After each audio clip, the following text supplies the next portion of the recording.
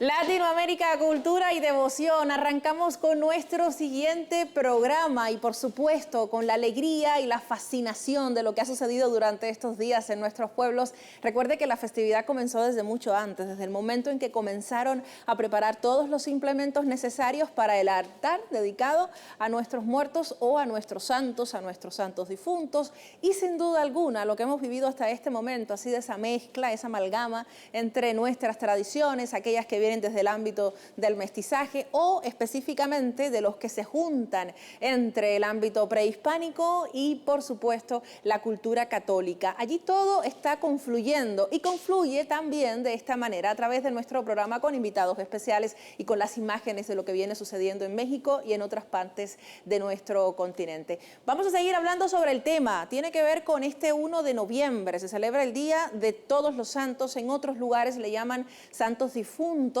¿Y cuáles son los espacios sagrados a los cuales llegan aquellos fieles creyentes? A los camposantos o cementerios.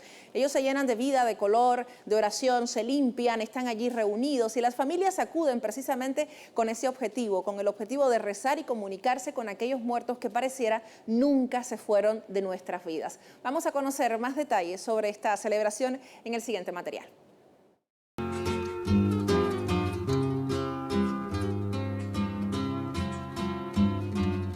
Esta festividad data del siglo VII, cuando el Papa Bonifacio dedicó el Panteón de Roma como iglesia en honor a la Virgen María y a todos sus mártires, y concedió un día en homenaje a todos los que fallecieron y ahora son modelos de vida en su fe, sean santos reconocidos por la iglesia o no, acto que posteriormente reafirmaron el Papa Gregorio III y IV. El 1 de noviembre coincidía con el Festival Celta de San Jaime, una celebración pagana de los pueblos germánicos e irlandeses que marcaba el final de la cosecha y el inicio del invierno, y donde se creía que la barrera entre el mundo de los vivos y los muertos se difuminaba. La Iglesia Católica buscó cristianizar estas antiguas costumbres, reemplazando el festival pagano por una solemnidad que honra a todos los santos, no solo a los canonizados, sino a todos aquellos que han alcanzado la visión beatífica. Al día siguiente, el 2 de noviembre, se estableció el Día de los Fieles Difuntos, un día más íntimo para rezar por las almas de todos los fallecidos, aunque a menudo se confunden ambas fechas. En esta fecha, los cementerios se transforman, familias enteras acuden a limpiar y a adornar las lápidas y colocar las flores más frescas. Este acto de recuerdo es una forma de mantener vivo el vínculo con los seres queridos. En México, esta solemne festividad se relaciona con las tradiciones originarias de quienes creían que para continuar con su camino al más allá, en el Mictlán, los difuntos necesitaban alimentarse en familia. Por eso, en acto de solidaridad, se realizaban ofrendas y rituales, costumbre que hoy es una de las más representativas de esta festividad. Lo que celebramos hoy es una mezcla de historia, fe y tradición, desde los mártires romanos hasta la influencia celta. El Día de Todos los Santos es un puente entre el recuerdo de nuestros seres queridos y el reconocimiento de la santidad que nos inspira.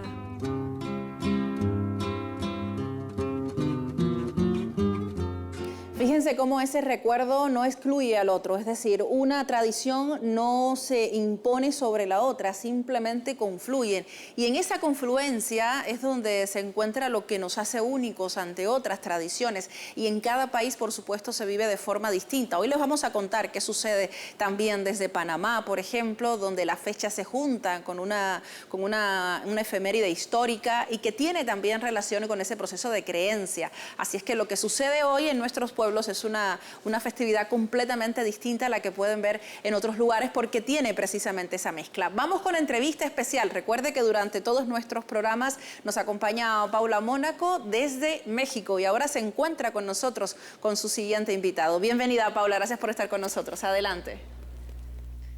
Buenas noches, Saraí, buenas noches para quienes nos acompañan por la señal de Telesur.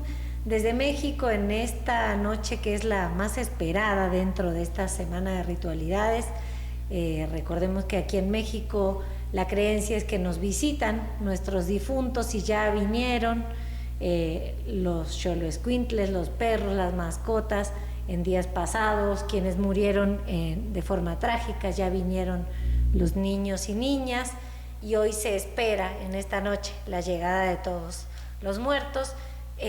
Hoy tenemos un invitado para abordar una parte muy específica de esto. Estamos muy contentos de tener aquí a Luis Alberto López Wario, quien es arqueólogo, licenciado en arqueología, maestro en historia y etnohistoria.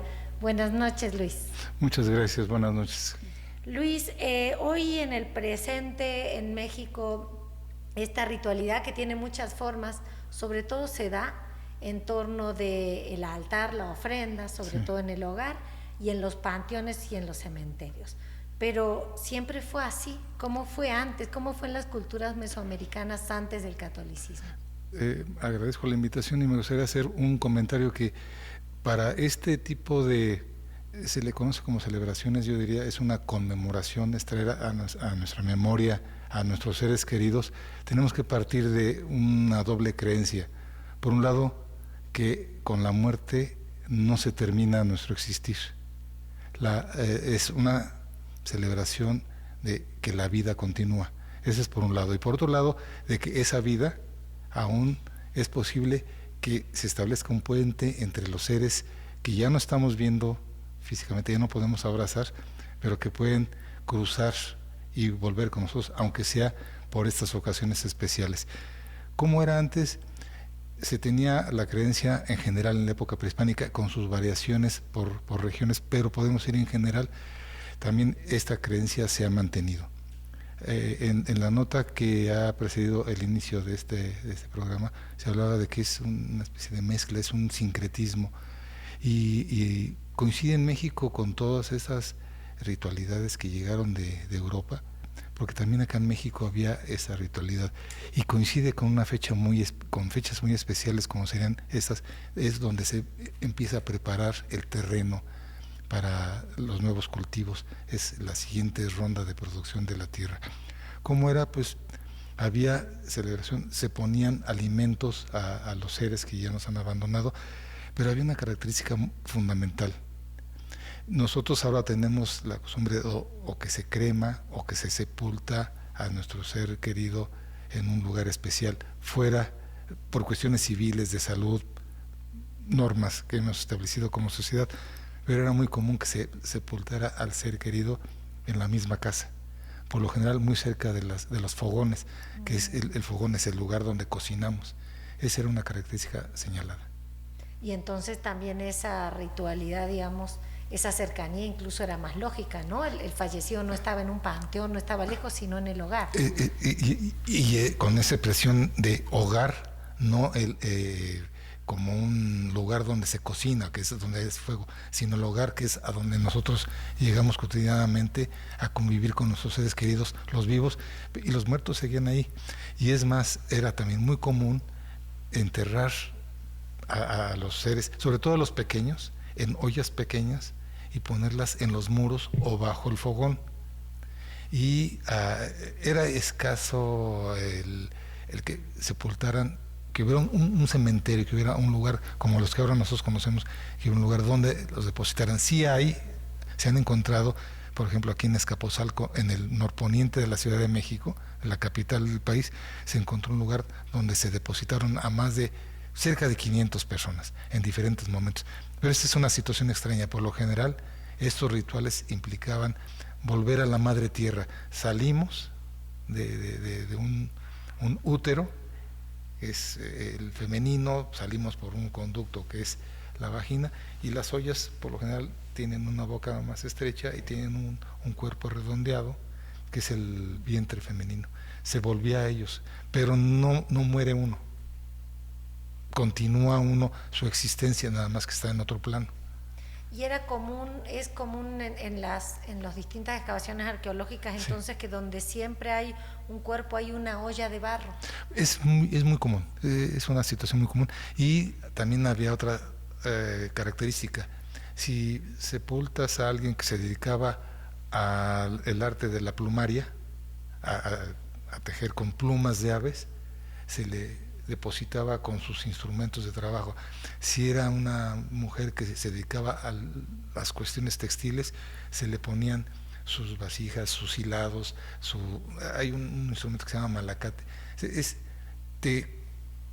Se coloca al ser querido que ya falleció con sus instrumentos cotidianos, porque insisto, el plano en este mundo ya terminó, pero a diferencia de una visión occidental donde decimos que en paz descanse, aquí el fallecido no descansaba, seguía trabajando porque apoyaba a los dioses.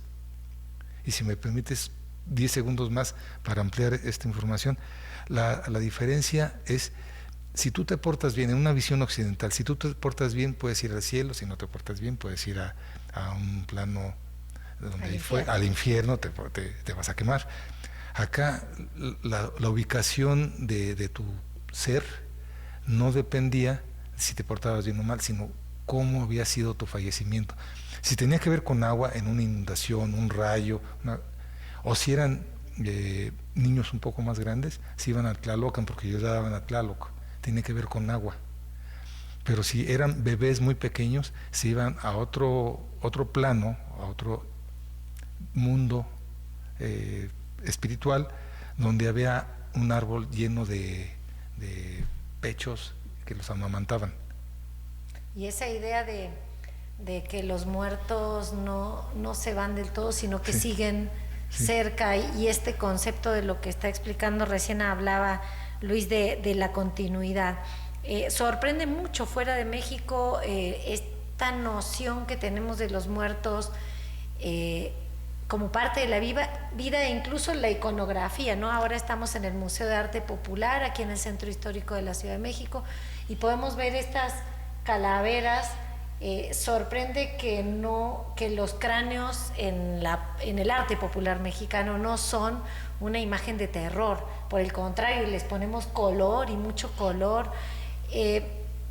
Justamente en torno de esto le pediría que nos profundice un poco. Las almas, los espíritus, ¿cómo estaban presentes, cómo se concebían presentes dentro de la vida? ¿Con formas humanas, con otras formas? Normalmente es que, si me permites un símil, es como tu esencia, más que algo físico, que es tu cuerpo, que digamos sería el envase, el contenedor de tu esencia. Se toman como fuerzas que existen en tu alrededor, en tu vida cotidiana, que por lo general no se presentan en la forma que nosotros entendemos como de una permanente existencia a mi lado. Por eso en estos momentos, en estas fechas tan señaladas que es el Día de Muertos, es que se establece ese paso, porque además vienen, espero ser claro con ello, vienen y les ponemos lo que les gustaba. Estas flores con aroma, el copal, las veladoras, el agua, la sal, es todo sensitivo. Pero si ya murieron, ¿cómo van a saborear los tamales, el mole, las tortillas? ¿Cómo lo van a saborear? Porque siguen siendo esencias que vienen y toman la esencia de los bienes que están ahí, y las velas les permiten seguir ese camino, el aroma les permite seguir ese camino, y por eso les ponemos una foto, algo alusivo a ese ser, para que sepa hacia dónde tiene que ir, porque tiene que venir a la ofrenda que yo le di, es lo que yo le doy. Y este proceso de intercambio entre que ellos vienen y me vuelven a estar conmigo y yo les ofrezco lo que más les gustaba, es una esencia de permanencia. Quiero aprovechar el momento para recomendar la lectura, hablando de espectralidades, de presencias. El arqueólogo Luis Alberto López Guario, que hoy nos visita, es el compilador de un libro que se llama Sombras y Susurros, Vivencias Extrañas en la Arqueología. Y un libro que ha sido un fenómeno, que lleva por su tercera edición, tercera versión, digamos, tercer volumen. Tercer volumen, sí. Y lleva usted casi 50 años trabajando en el Instituto Nacional de Antropología e Historia de México, ha sido docente y ha trabajado en distintos estados, en Chiapas, en Chihuahua, en Colima, en el Estado de México, en Jalisco, en Michoacán, en Ciudad de México, en torno de este tema de la forma en que se vivía y se celebraba o se conmemoraba la muerte. ¿Hay diferencias en los diversos estados, en las diversas regiones del país, de los diversos pueblos que habitaron y habitan? En general, permito 10 segundos. Estas compilaciones las estoy haciendo con un querido amigo que lleva por nombre Luis Alberto Martos López, mi querido tocayo. Ese es con respecto a los libros. Ahora, las variaciones depende porque no nada más es lo que tú puedas ofrecerle al ser querido que viene a visitarte, sino también es lo que a él le gustaba. Entonces, si es una persona que vive en la costa del Pacífico, hay un cierto tipo de alimentos que es lo que se consume, los que se consumen porque son los que son parte de nuestra vida diaria. Si es en el centro son otro tipo de alimentos, si es en la costa es otro tipo de alimentos, en el norte, en el sur. Hay variaciones tanto por región como por tiempo, pero en general lo que es constante es ponerles alimento, el alimento preferido del ser querido al cual estamos haciendo la ofrenda o a los seres que le estamos haciendo ofrenda, sal, porque la sal le da vida a los alimentos, le da un sabor, agua para refrescarlos, velas, flores y alguna imagen o algún objeto de ellos. Las constantes son esas. Lo que va a variar es el tamaño de la ofrenda, que también depende de el poder adquisitivo de la persona que pone la ofrenda, por un lado, y por otro lado va a variar de los productos a los cuales tengan acceso. Aquí, digamos, voy a decir una cosa muy rápida. En el norte de México se utiliza mucho lo que se llama la tortilla de harina. Acá en el centro de la tortilla de maíz. Difícilmente vamos a poner una tortilla de harina, a excepción que a mi ser querido le gustara mucho el consumo de tortillas de harina, que son características del norte. Varía por región. Qué interesante todo lo que nos está contando. Y para cerrar, hablar un poquito de esto que mencionaba al comienzo, que creo que es algo bien interesante, de las formas de vivir la muerte como presencia constante. Tal vez que hagamos nuestros altares y que sea algo tan emocionante, tan privado, íntimo y emocional de las familias hoy, hacer el altar para sus seres queridos. ¿Cree usted que se vincule con esto que nos mencionaba de que antes al ser querido se lo enterraba en la propia casa, se lo recordaba, habitaba la propia casa de algún modo para siempre? Sí, es que no se entendería como el fin de la existencia. Hay una permanencia y van a seguir con nosotros, a diferencia de otras creencias que podemos decir orientales, donde se termina una existencia y se puede reencarnar, volver a la vida y regresar en otro plano, como decían de Mahatma Gandhi, que llegó a tal su nivel de luz, que llegó al séptimo y ya no tenía que renacer. Ahí sí es cómo me comporto, es subo, bajo en el nivel, digamos, vamos a decir una forma, no quiero ser burlón, como escalones. Pero acá no es que vuelva a renacer, es que permanezco. Y mi permanencia es, sigo con mis seres queridos. Y, si me permiten un comentario, en la película esta que se volvió muy famosa de Coco, recuperaron un elemento fundamental que viene desde la época prehispánica. Cuando uno los olvida, es cuando tienen la verdadera muerte. Por eso les ponemos un altar, porque siguen vivos con nosotros. Muchas gracias, Luis Alberto, por el tiempo, por la explicación, y también nos ayuda a entender cómo los percibimos aquí siempre cerca a los muertos en esta zona del mundo, en Mesoamérica, y cómo esto lo venimos transmitiendo de generación en generación. No es solo el negocio, no es solo lo que vemos que se conoce por redes o por medios de comunicación, es algo que nos va quedando, que nos van transmitiendo los abuelos y las abuelas, básicamente. Muchas gracias. Hasta aquí nuestra presentación de hoy desde Ciudad de México. Adelante, Caracas. Seguimos en esta cobertura especial de Día de Muertos en América Latina. Gracias, querida Paula, a ti, a tu invitado. Por supuesto, decía una frase importantísima el invitado de nuestra compañera, la necesidad de entender esta fecha como un espacio de encuentro, no como un espacio de fin, tampoco de entender la imagen de la calavera como se entiende quizás en el mundo hollywoodense o durante los días de festividad de Halloween, como el terror, como el miedo, sino como el espacio donde nos encontramos con el otro, incluso con uno mismo, porque les recuerdo los inicios de la calavera garbanzera, que era la crítica a aquellos que decidían dejar de vender maíz para vender garbanzos y acercarse más a la clase elitista, tenía como fondo la crítica a aquellos que eran flacos, que eran delgados, que no tenían un alto nivel social, pareciéndose a los ricos, y por ello también usaba pues la calavera, el creador de esta imagen que hoy se ha inmortalizado y por supuesto se ha convertido en el símbolo que refleja a México durante todo el año, no solamente un día como este. En la Universidad Nacional Autónoma de México, la UNAM, también se realizaron diversas actividades, un festival de ofrendas de Día de Muertos, el cual se convirtió en un espacio de memoria, de reflexión sobre los movimientos humanos como la migración, el exilio y los refugiados que han marcado la historia de México. Ello también destacando el papel de ese país como un espacio de acogida, origen, tránsito y destino para millones de personas. Desde el lugar, Antonio Aranda nos cuenta. Regresamos a México. En los jardines del Museo de Ciencia Universum de la UNAM, estudiantes y profesores montaron decenas de ofrendas con motivo del Día de Muertos. Este año, los altares rinden homenaje y memoria a los migrantes, exiliados, refugiados y desplazados que han muerto lejos de su lugar de origen. Hacer conciencia sobre la migración como un fenómeno que sucede, como un fenómeno que forma parte de nuestra naturaleza humana y que debe de ser visto más bien con los brazos abiertos y no con rechazo, más con inclusión que con exclusión o discriminación. Desde hace 28 años, los estudiantes y profesores de esta casa de estudios funden la celebración del Día de Muertos con causas sociales para generar conciencia.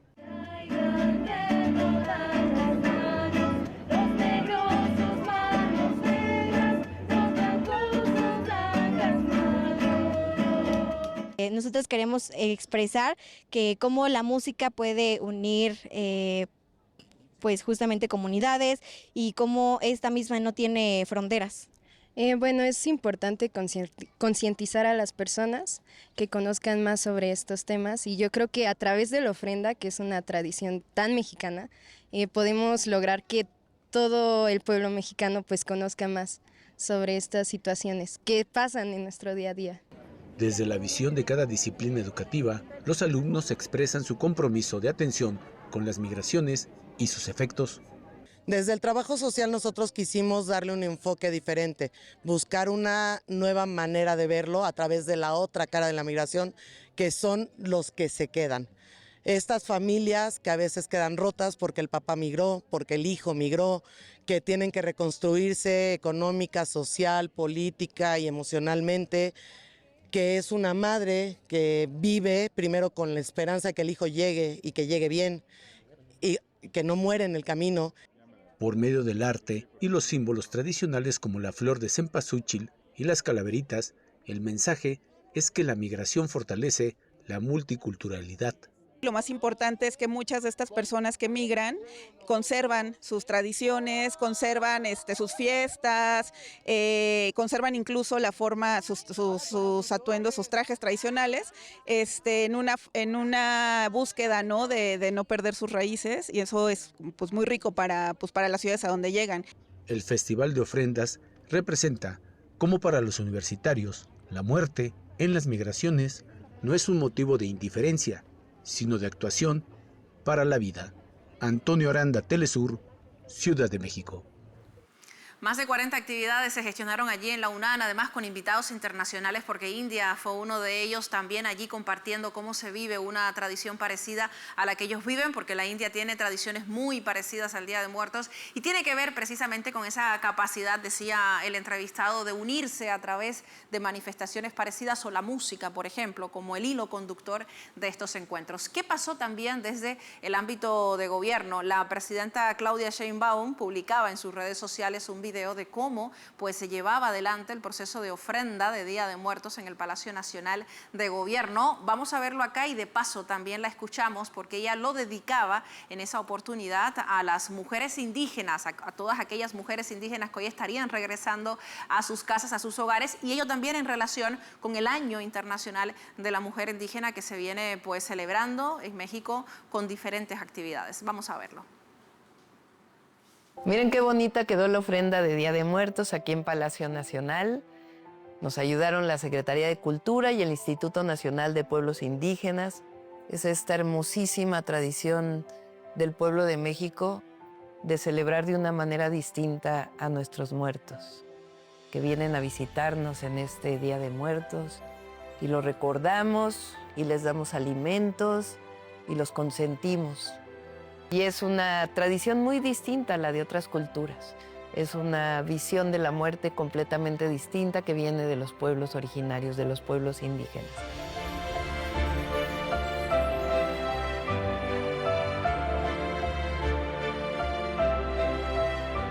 Y este año lo dedicamos a las ancestras de México, las mujeres indígenas de México.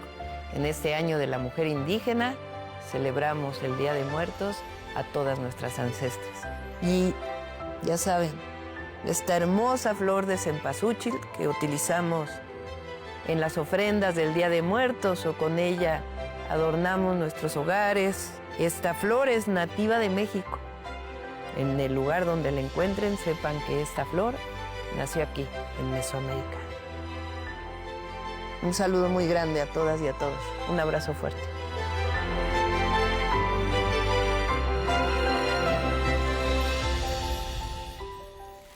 Dígame que yo he sido la única que se ha erizado con esta propuesta, y es que sí, desde México este proceso se vive de manera muy espiritual y además tiene que ver con la forma de vida de los mexicanos, que siempre están de alguna manera pues muy ligados a esta Santa Muerte, muy distinto a cómo se ve, a cómo se impuso desde el ámbito occidental, desde el ámbito católico, y con el objetivo también, por supuesto, de imponer otro tipo de cultura. Que hoy estemos celebrando Día de Muertos con esa tradición prehispánica, con nuestras flores endémicas, con nuestras costumbres específicas, es una victoria de aquella sociedad, quizás nuestros ancestros que no dejaron que les eliminaran sus propias creencias y resistieron ante ello. Así fuese utilizando una imagen del colonizador para tapar o disimular nuestras propias victorias. Desde distintos puntos del centro de la Ciudad de México también se vivió hoy un desfile gigantesco. Las comparsas recorrieron las calles junto al pueblo mexicano, que desde las 4 de la tarde estaba plantado allí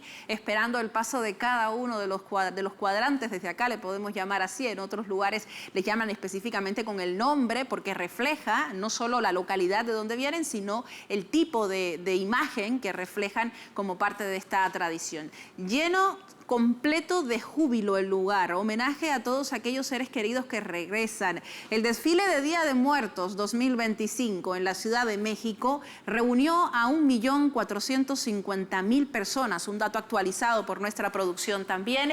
Inició con el tradicional aroma del copale y de los inciensos durante los rituales que dan apertura a las festividades del Día de Muertos y que no pueden faltar en el arranque de estas celebraciones. Allí desfilaron con trajes que mezclan lo que significan las tradiciones indígenas en el país, una ceremonia que muestra parte de lo que son nuestros pueblos originarios y cómo durante el acto también piden permiso a los antiguos dioses para iniciar así la celebración y el desfile de Día de Muertos. Vamos a conocer también declaraciones de Clara Brugada, la jefa de gobierno de la Ciudad de México, quien hacía mención a este recorrido y resaltaba la labor de los colectivos populares de tan importante aporte desde, fíjense, el diseño del maquillaje, los trajes, cada uno de los carros alegóricos, la presencia, por supuesto, de la calavera. Y otro elemento importante, lo ven en pantalla, tiene que ver con esa mezcla con los bailes endémicos de cada comunidad, de los pueblos originarios.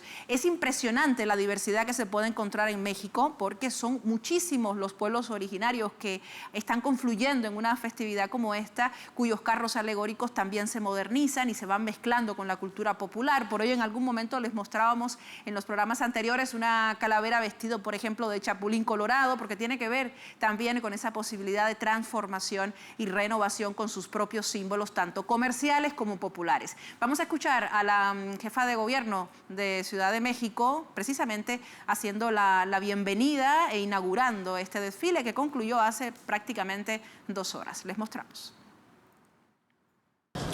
Detrás de cada obra monumental, de cada carro alegórico, de cada comparsa, de cada rostro pintado y cada flor de cempasúchil, hay un gran colectivo. Está en las manos de nuestras artesanas y artesanos, de las y los cartoneros, de los talleres, de los centros culturales, de las fábricas de artes y oficio, de los pilares y las utopías, donde miles de jóvenes, maestros, maestras y gestores comunitarios construyen día a día una ciudad más creativa, más solidaria y más viva. Así que un aplauso a todos los colectivos.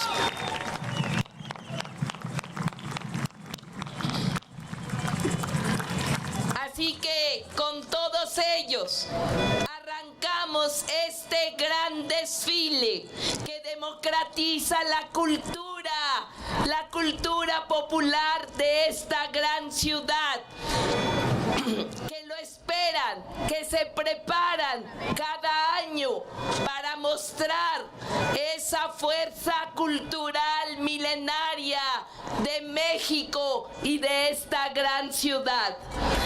Aquí, donde el pasado es presente, celebramos la vida y la muerte con respeto, con arte, con comunidad, con alegría, con fuerza. ¡Que viva el gran desfile de los muertos! ¡Que viva la gran Ciudad de México!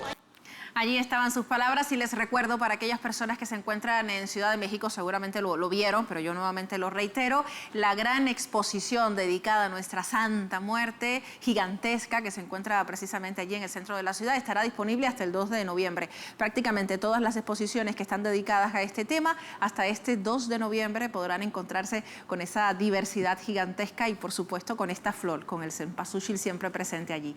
Hacemos una pausa rápidamente. A la vuelta les estaremos contando cómo se desarrolla esta festividad desde otras partes de nuestro continente. Ya regreso, no se vaya.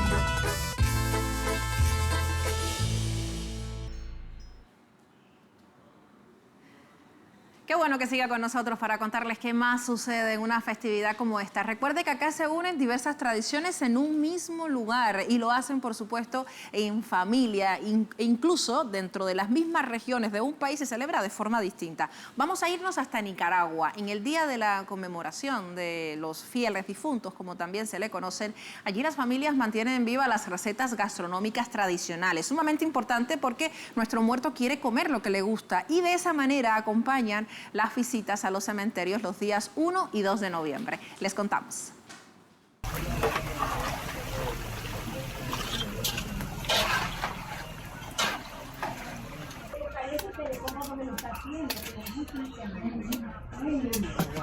Son el símbolo más dulce de esta festividad. Su textura crujiente y su baño de miel representan para muchos el sabor de la memoria. En el barrio Guadalupe, doña Petrona Ángela Duarte ha dedicado más de 60 años a esta tradición que hoy comparte con sus hijos.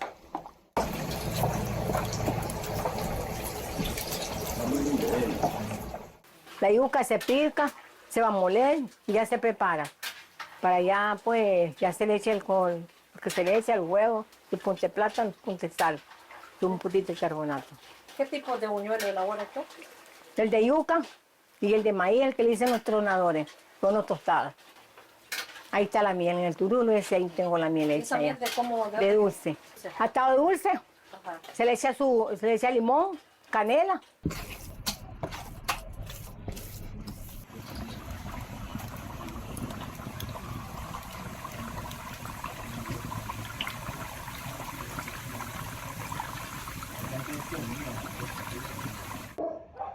Después de preparar los buñuelos, los lleva a vender a las afueras del principal cementerio de León, donde las familias llegan a rendir homenajes a sus seres queridos y a degustar de este manjar ancestral.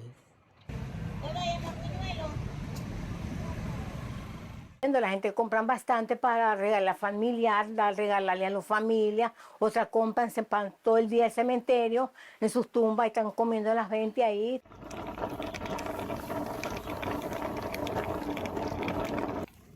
Junto al buñuelo, otro tesoro culinario de la fecha es el paco, un pequeño tamal de maíz, cocido durante 3 horas al fuego de leña. Su elaboración requiere de paciencia. Familias participan en su preparación como parte de los rituales de recordación. El producto se elabora con maíz, maíz. Los ingredientes que lleva es crema, mantequilla, suero, cuajada, un punto de sal y su azúcar. El producto se llama paco. Se elabora más para en esta fecha. ¿Por qué? Porque se vende más, por la tradición, 1 y 2 de noviembre. Sí, para compartir con familias que se reúnen a los cementerios, ahí la gente lo compra y ahí se reúnen a comerlo. Para los nicaragüenses, estos sabores no solo son alimentos, sino expresiones vivas de identidad. En cada buñuelo y cada paco se celebra la continuidad de la vida y el amor hacia quienes partieron a otro plano de vida. Decimos, vamos al patio, me traes buñuelo, me traes paco, me traes relleno. Es algo que para esta fecha es lo que más se comparte, se vende en este lugar por venir a honrar a nuestros seres queridos. Son unos buñuelos tostaditos que solo los hacen en León, los venden en la entrada del cementerio y principalmente pues uno viene a compartir esas comidas, ¿verdad?, tradicionales nuestras. El gobierno de Nicaragua impulsa y promueve estas tradiciones que fortalecen la cultura popular. Así, el Día de los Fieles Difuntos en Nicaragua trasciende el duelo, convirtiéndose en una fiesta de memoria y gratitud, donde las familias honran a sus antepasados con el arte de la cocina tradicional. Kenia Doña, Telesur, Nicaragua.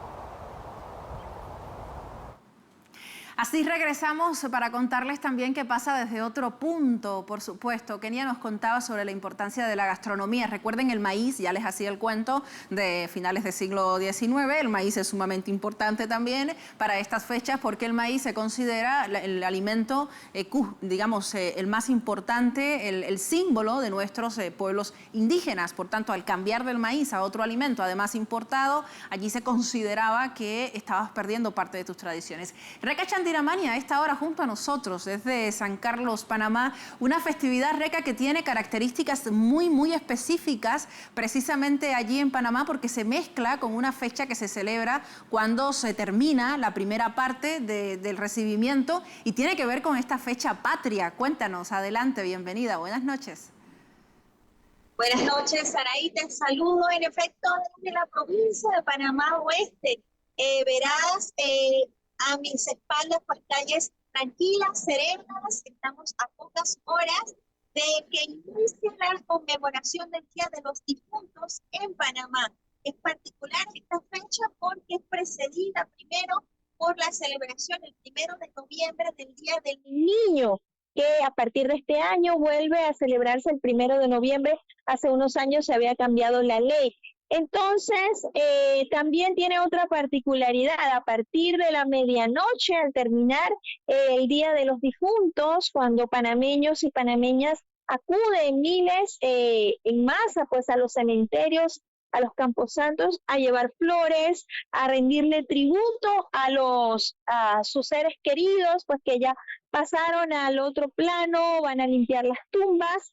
Inmediatamente a las 12 medianoche, iniciando el 3 de noviembre, estallan las dianas, son bandas esporádicas que anuncian el inicio de las fiestas patrias en Panamá. Se empieza a conmemorar y por todo el mes de noviembre la separación de Panamá de Colombia, luego también el Día de la Bandera, el Día del Colón, el Grito de la Independencia de la Villa de los Santos, el 10 de noviembre y el 28 de noviembre, finalmente, la independencia de Panamá de España.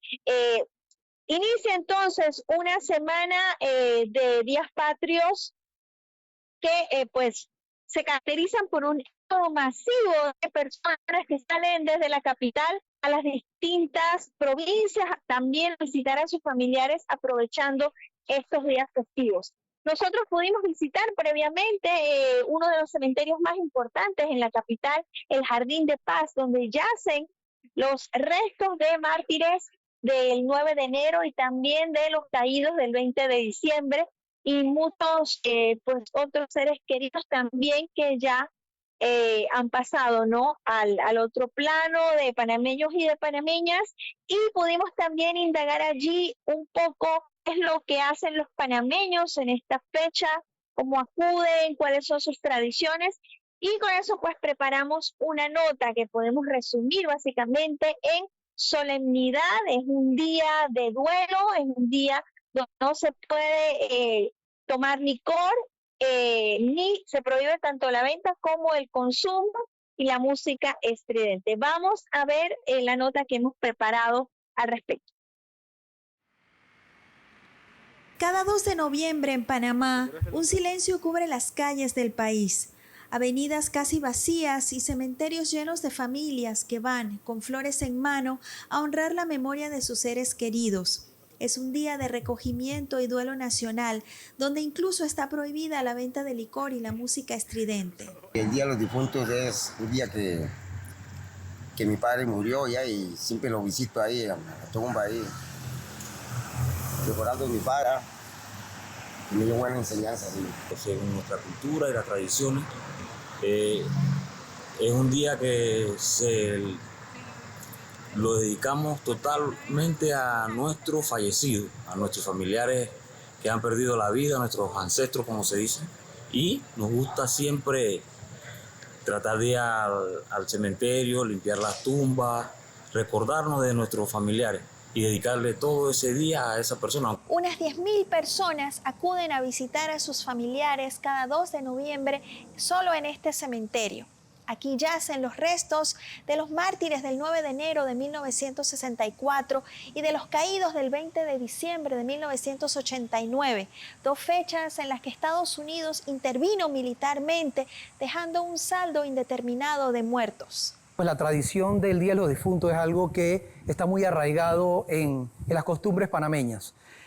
Usualmente, dado que pega con fiestas patrias, desde unos días antes estamos recibiendo un volumen importante de visitantes que vienen a traerle ofrendas florales a sus seres queridos, a ver los lotes donde están inhumados, a ver las criptas o los nichos, dependiendo de dónde estén, principalmente pues para, tú sabes, hacerle honor, recordar a su ser querido. Por 75 años, generaciones enteras han recorrido estas tumbas, un cementerio que con sus 3 jardines se adapta a los nuevos tiempos, ampliando los nichos para cenizas como respuesta a una tendencia al alza, la cremación que gana terreno frente al entierro tradicional. Es una tendencia que al pasar de los años ha ido en aumento. No existe una respuesta o una razón, una única razón. Hay personas que optan por temas de economía, asumiendo que la cremación es un poco más económica que el servicio funerario y no necesariamente es así. Hay otras personas que, porque sienten que es más rápido, menos doloroso el hacer la cremación a tener a su ser querido pues, en una velación o en una iglesia de cuerpo presente. Sin embargo, muchas personas mencionan, principalmente psicólogos y demás, que el tema del duelo es un proceso que hay que hacer para poder sanar, y ver a su ser querido fallecido es parte de ese proceso. Pero al filo de la medianoche, cuando el reloj marca el inicio del 3 de noviembre, la solemnidad se quiebra con el redoble de los tambores y el sonido de las trompetas. Son las famosas dianas, toques espontáneos y masivos de bandas que inauguran de golpe la celebración del mes de la patria. Reca Chandiramani, Telesur, Ciudad de Panamá.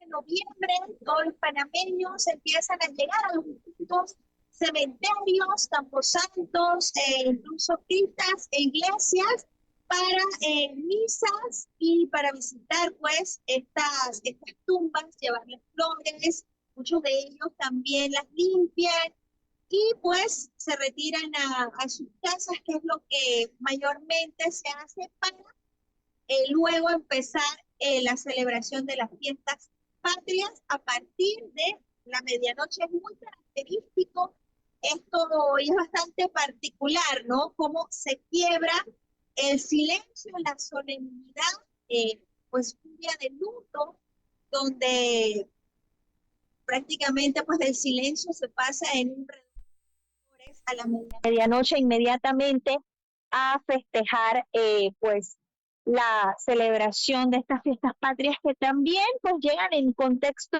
particular, ¿no? Un memorándum de entendimiento que ha firmado Panamá con Estados Unidos, el gobierno de José Raúl Mulino con el gobierno de Trump, ampliamente criticado, ampliamente rechazado, con protestas masivas en las calles. Todas estas críticas pues emergen siempre en el mes de noviembre también.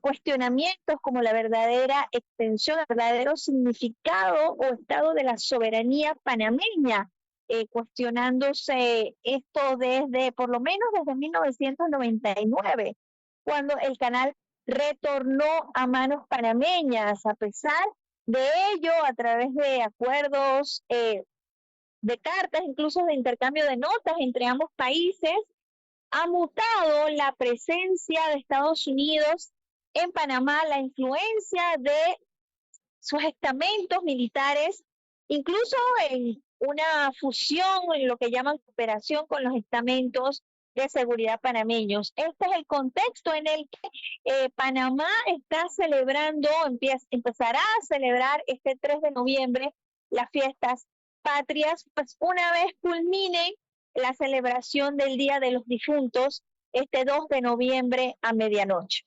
Vuelvo con ustedes. Gracias, Reca, por los detalles. Te mantenemos allí pues al tanto de cómo también se celebra en otras partes del continente. Lo que nos cuentas es sumamente importante por la mezcla con esta fecha patria, pero además también por lo que nos comentabas en materia de enlace con aquel santo, con aquel muerto al cual encuentran en los camposantos. Algo muy parecido sucede también en Perú. Por ello está listo a esta hora nuestro corresponsal Ramiro, también con nosotros en nuestro programa especial en Perú, además de tener, características muy parecidas a lo que sucede en Bolivia. Es un día que se caracteriza, Ramiro, por la música también presente allí en el encuentro con nuestros muertos. Bienvenido, adelante, buenas noches. Gracias, Saraí. En efecto, el día de hoy hemos visitado el cementerio Virgen de Lourdes, considerado el más grande de América Latina por las cerca de 60 hectáreas que este posee. Se estima que el día de hoy han llegado más de 1,5 millones de personas a visitar a sus seres queridos y a entregar diversas ofrendas, entre las que se pueden destacar los alimentos y las comidas preferidas que tenían estas personas difuntas, también ofrendas florales, pero también música, canciones y mucha alegría. A propósito de esto, hemos preparado un informe que vamos a ver a continuación. Se estima que hoy llegó más de 1 millón de personas al cementerio Virgen de Lourdes para visitar a sus seres queridos en el Día de Todos los Santos. Todos los años venimos, ya son más de 40 años que venimos acá al cementerio a estar con ellos. Eso es como una tradición que tenemos que estar al lado de los padres, porque eso viene ya de los padres que nos han inculcado, de cada familia estar. Venimos con comida, ahorita ya llegan las comidas, ya viene la orquesta, ya viene la banda para bailar. Este cementerio, que posee más de 60 hectáreas, es considerado el más grande de América Latina, y en él personas de la Sierra del Perú principalmente mantienen sus costumbres y tradiciones ancestrales. Traemos no solamente música y baile, traemos tradición, traemos historia, traemos también una forma de pensar que es el respeto a la madre naturaleza, el vivir para que todos, de manera conjunta podamos disfrutar de esta riqueza que tiene el Perú, ¿no? De manera en la cual nadie se quede al margen de este sentido de vida que tenemos. Una de estas tradiciones es la danza de las tijeras, practicada por sacerdotes que manifiestan su espiritualidad y son el nexo entre la población en la tierra y las divinidades. Creemos que nuestros antepasados aquí enterrados, su energía está aquí presente. Entonces, visitarlo significa interrelacionarnos con él. Y las ofrendas que se trae, alimentos, trago, es lo que a él le gustaba, o él compartía en vida con nosotros. Es una manera de continuar esa relación entre ambos. Le traen las comidas que más le gustaban. Que más le gustaba. Si le gustaba trago, cigarro, coca, algún plato preferido. El Día de los Santos es también una oportunidad que permite que el comercio de todo tipo se reactive de una manera muy creativa e importante. Así es una continuidad, la vida es una continuidad, ¿no? Nos toca nacer, ¿no? Nos reproducimos y luego descansamos y dejamos a nuestros familiares que van a continuar, a nuestros hijos van a continuar con el camino y también tienen que cumplir una misión, un legado, ¿no? Que es preservar nuestra cultura. De respeto, sobre todo de respeto. Una de las cosas que tiene el andino es que respeta lo que tenemos, ¿no? Lo valora, valora la piedra, el cerro, la naturaleza, los recursos, la vida de todos los seres humanos, de todos los seres, se respeta. Esta celebración no termina hoy, ya que se espera que mañana las familias sigan celebrando y recordando con afecto y alegría a sus seres queridos.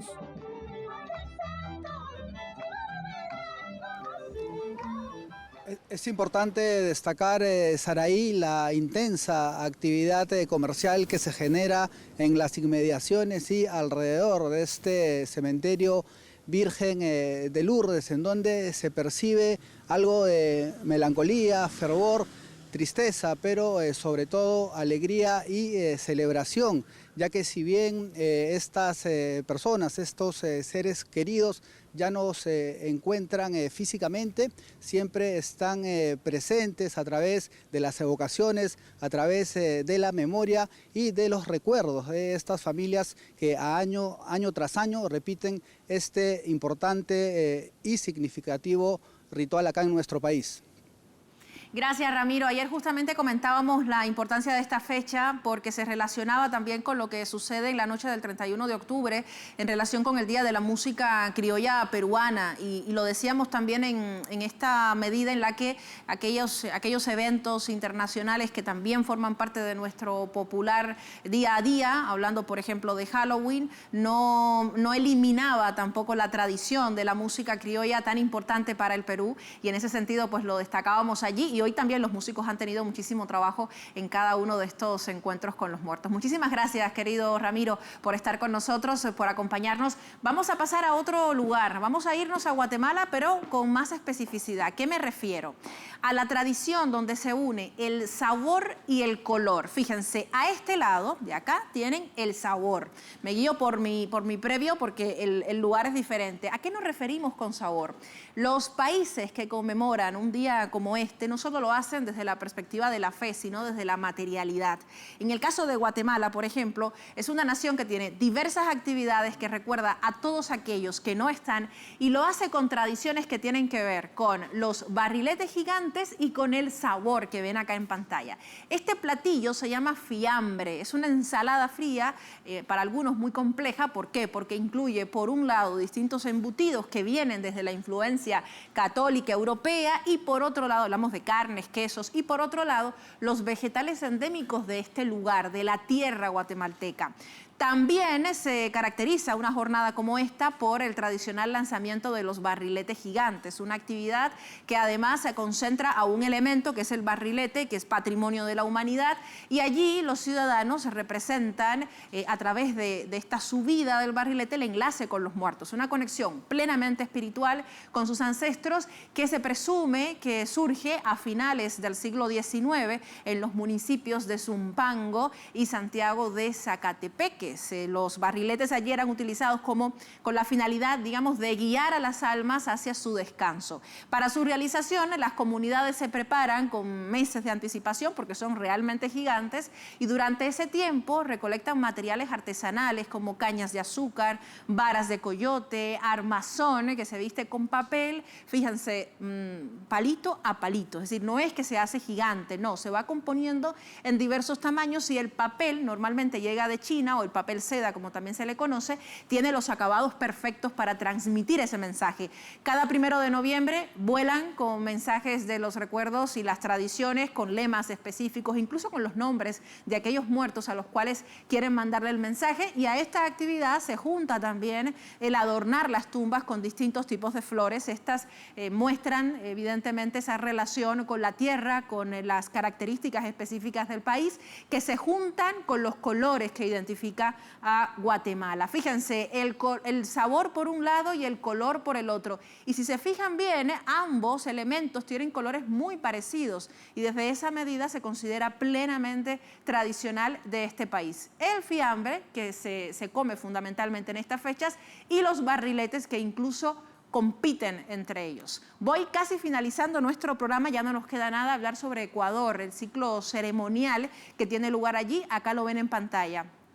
Tiempo sagrado en Ecuador. Allí los ciudadanos combinan las tradiciones indígenas, las costumbres religiosas católicas, y este 1 de noviembre recuerdan a todos aquellos beatos y santos de la iglesia que no cuentan con un día específico para venerarlos, para honrarlos, así como a todos aquellos santos y mártires que se consagraron su vida a Dios. Por ejemplo, en el caso de Argentina es muy parecido porque se celebra el Día de los Santos Patrióticos, de aquellos que entregaron su vida por la patria. Para los ecuatorianos, esta forma de tradición, de fe y de memoria para este día es sumamente importante porque preparan la colada morada, muy parecido a lo que se conoce en Perú como la chicha morada, y las guaguas de pan. Es sumamente interesante. La historia de esta festividad se origina para ellos en el siglo IV con la persecución a los cristianos. Ellos lo ven desde esa medida, mientras que la iglesia solía rendirle honores a aquellos mártires que morían por no renunciar a su fe. Entre las actividades que acostumbran a desarrollarse en este día destaca la cena tradicional junto con toda la familia, las vigilias, los rezos cargados de una gran energía espiritual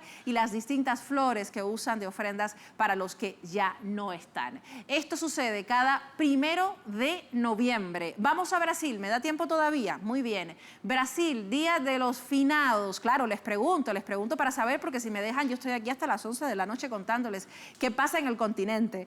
Para la comunidad brasileña, el Día de Finados, o el día evidentemente de nuestros santos, nuestros difuntos, se realiza con plegarias. Allí los reciben, los llaman para orientar al espíritu de los que ya no están, digamos, que lleguen al paraíso o que se reúnan con ellos en este lugar, en el lugar de las familias. Se presume que esta costumbre fue creada a finales del siglo X y principios del siglo XI, un periodo que coincide con el cambio en el pensamiento de la Iglesia Católica, potenciando así la creencia en el purgatorio y la necesidad de rezar para que esas almas lleguen al cielo. Los ciudadanos visitan las iglesias también, los cementerios, adornan con flores, velas las tumbas de sus seres queridos. Brasil, a diferencia de otros países de Latinoamérica que lo celebra como una fiesta, en Brasil lo conmemoran como un día de ceremonia solemne, muy parecido a lo que nos contaba Reca Chandiramani desde Panamá. En Bolivia, una fiesta gigantesca, fíjense qué hermosas estas mesas, las tienen acá, son increíbles realmente. Estas mesas corresponden a una fecha muy parecida a lo que sucede con México, con el Día de Muertos, con los altares, tienen mucha relación, son prácticas rituales donde la tantahuahua es el elemento esencial, son panes que se realizan en forma de ser humano, digamos, con la carita que diferencia entre niño, mujer, hombre, incluso animal también, y el objetivo es llevar adelante la materialización de este sincretismo andino católico.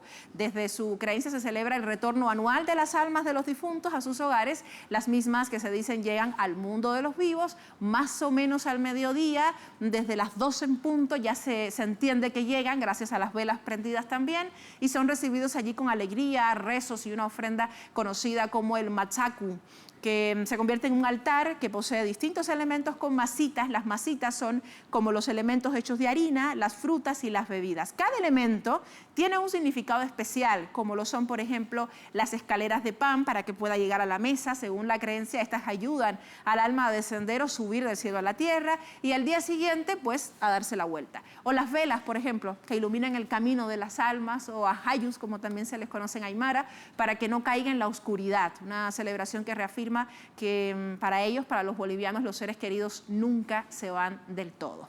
Así despedimos nuestro programa y le contamos todo, les contamos cada detalle para que no se quede con la idea de Coco, para que no se quede con la idea hollywoodense, para que se quede con lo que nuestros abuelos y abuelas nos han enseñado desde que hemos nacido, esa creencia que se transmite de cama en cama, de oído en oído y que nos hace únicos y especiales. Así me despido, muchísimas gracias a ustedes por habernos acompañado. Siempre es un placer contarles qué pasa en nuestro continente desde nuestras tradiciones y culturas. Al equipo que se encuentra tras cámara, gracias también por acompañarnos. Mañana nos vemos a la misma hora.